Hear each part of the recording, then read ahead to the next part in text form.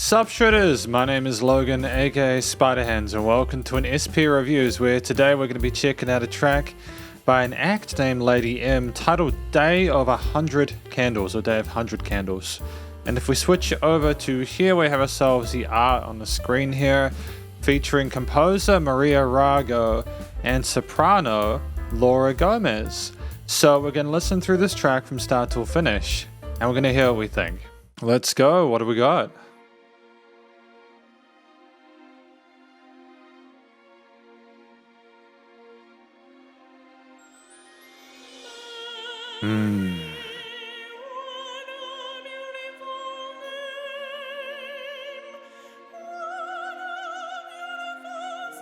Definitely a soprano for sure.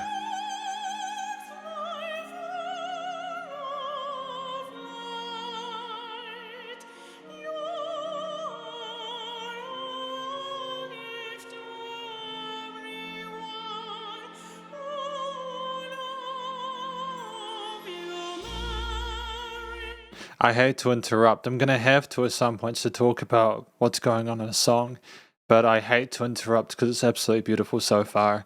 The vocals obviously stunning, phenomenal vocal technique with those vibrato and legato passages there, fantastic vocal technique, but it's also the lovely strings, how they come in there, they're so soft and welcoming.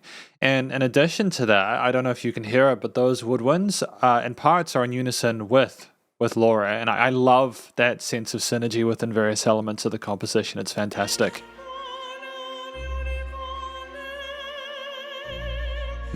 Great bass resonance to those lower range instruments.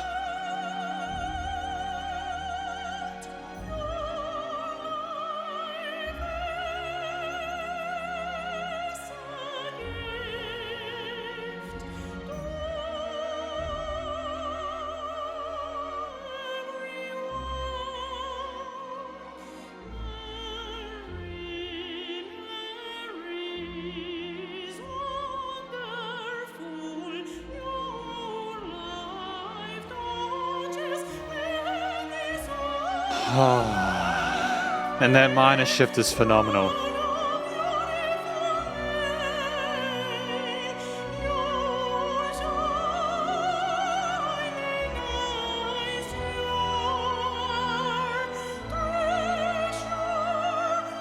So satisfying with the resolution there into that major.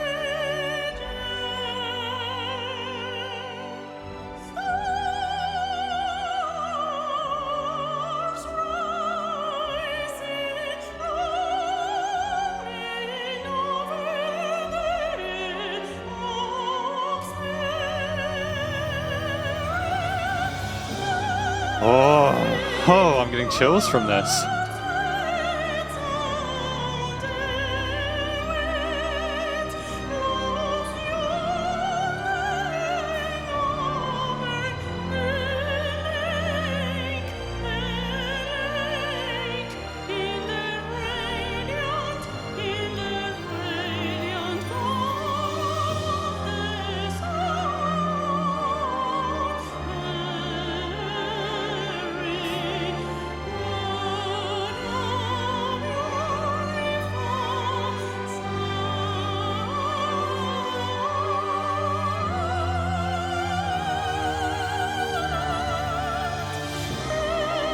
Glorious.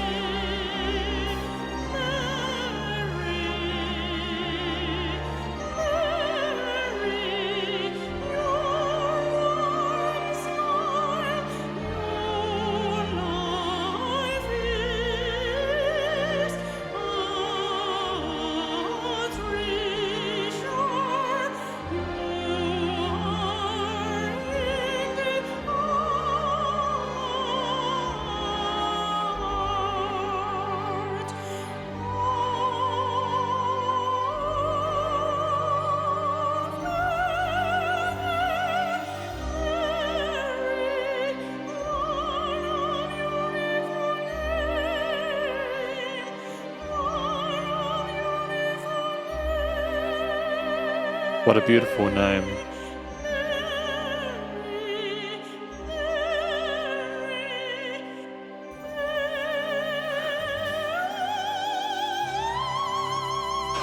Oh, Oh, oh, wow. Wow. Oh, dude, I felt something I haven't felt in so long. Wow. Oh, dude, I'm crying. I'm crying. Oh, I think that's one of the most beautiful pieces of music I've heard in such a while. I get to review this kind of music so rarely, and never am I disappointed. Because this is the conclusion of my review of this track from Lady M titled Day of 100 Candles, featuring Maria Rago as the composer and so the soprano singer Laura Gomez. What do I think this track is about? I think that it's, from what I can tell, talking about what a beautiful name, the mention of the 100 candles, etc. Post-production Spiderhands here, I'm re-recording this part simply because the initial recording, I just got it so wrong. I thought it was something else. But this is basically what it's about. Apparently, this is a tribute to Mary B. Galvin, who apparently was a woman who inspired an entire generation. And basically, this is a tribute to her as she's turning 100, hence Day of 100 Candles. So that's what this track is about. Back to the rest of the conclusion. That's kind of my understanding of what I got from the track. I couldn't get all the words clearly. That's okay. I think that, it's not because the vocal performance was poor. Absolutely not. It's tremendous. Honestly, I was enraptured by the entire thing. So I'm going to go with that being what I think the song is about. Feel free to let me know if I'm incorrect. And, I'm a big boy. I can take criticism. As long as it's constructive, of course. And I think the vocal performance on top of that was stunning. There was so much power in that last bit, but I could tell throughout the piece we were slowly building towards that. We danced around in that higher range there, going between ceilings and floors and amongst all the other instruments in the arrangement. And we showed off the bat that we had tremendous vocal technique. But it was also just the power and passion within the performance. We really sold it. And it's very difficult. I'm not sure if people who are not as familiar with opera are aware of how difficult it is to sing like this. This is like one of the best vocal performances I have reviewed.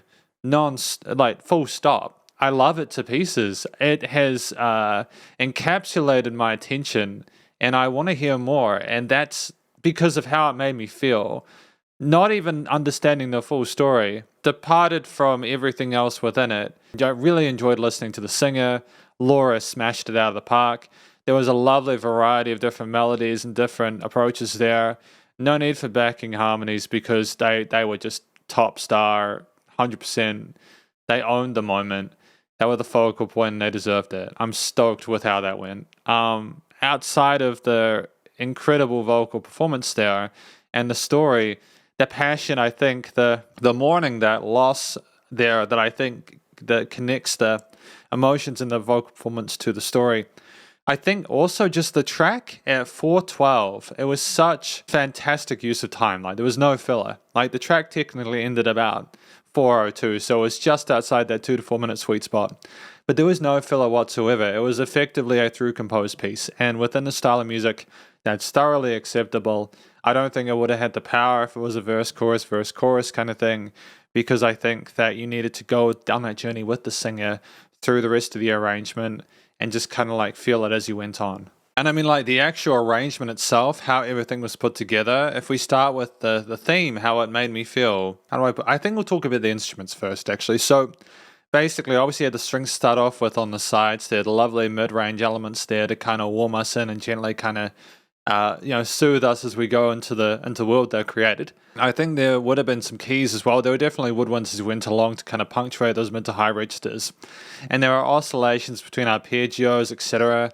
Sometimes we'd have everything rolling forward as like one big sort of overall chord, and that would be something for Laura to kind of stand on and kind of speak her truth or sing her truth.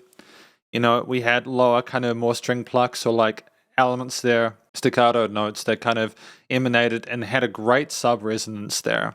And as we went throughout the track, Maria continued to develop it, and we had minor shifts to major resolutions, and it constantly toyed with the listener's emotions. And as we were trying to hear the story, we were feeling it at the same time, not only from the singing, but also everything else going on with the strings, the woodwinds, the rest of the symphony. And it's tremendous. It really is a great use of time and layering, because we didn't have all the instruments at once. We carefully developed as we went forward towards that big finish, that big kind of climax, which was so short, yet it was so satisfying. You know, we played around with the energy levels and everything like that, right up until that last belt there at the end, and that big high note that we'd all been waiting for and had been teased for a while. I was wondering, when is Laura going to get to there? And it was almost like there were so many elements playing with your attention a little bit, kind of going, teasing, hey, look at this. And then we take it away and we switch to a minor tonality. Oh, there's a bit of dissonance in there. Oh, it's resolved now, so things are more pleasant. And it's just a really fascinating adventure. And the instruments were played spectacularly. Got absolutely no complaints about that. I like the relative minimalism to the individual parts and how they kind of amalgamated as a whole to make it all the more sort of entrancing. There was spectacular dynamic range to the performance as well. Things weren't the same loudness the entire time, which I appreciate, because it's really kind of boring when things are the same loudness the whole time, but that's part and parcel with the style of music. We don't want to overcompress it, especially not only from a studio production perspective, but also we're aware that we need to have like range between like mezzo forte, pianissimo, etc., to kind of keep things more sort of like interesting for the listener. And I think I should also note, this sounded like we were at the concert, like listening to them. I don't want to go into the studio production just yet, but I definitely sounded like we were in that room with them. Overall, the motif with the strings, the woodwinds, everything else, maybe some other drums, etc. Did we have drums in here, like in that big finish? Did we have those? We had like little triangles and other little glittery instruments as well, etc. We had a wide vibrato at the end. We didn't maybe necessarily have too many sort of hard percussive elements there, but we did have little tingly, glittery kind of things there with the high shimmers. And it was great. It was a really beautiful composition with lots of texture and depth to it.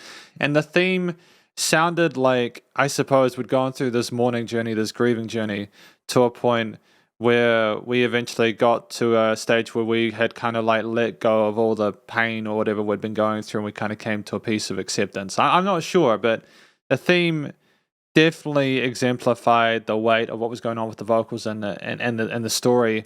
I felt there was a great synergy there between the various elements of the mix, and I'm very happy with it. I mean, finally the studio recording, mixing and mastering, it sounded like a live performance recorded flawlessly. The vocals had a great presence in the mix.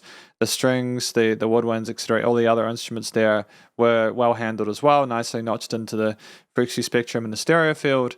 No issues with leveling, fantastic dynamic range.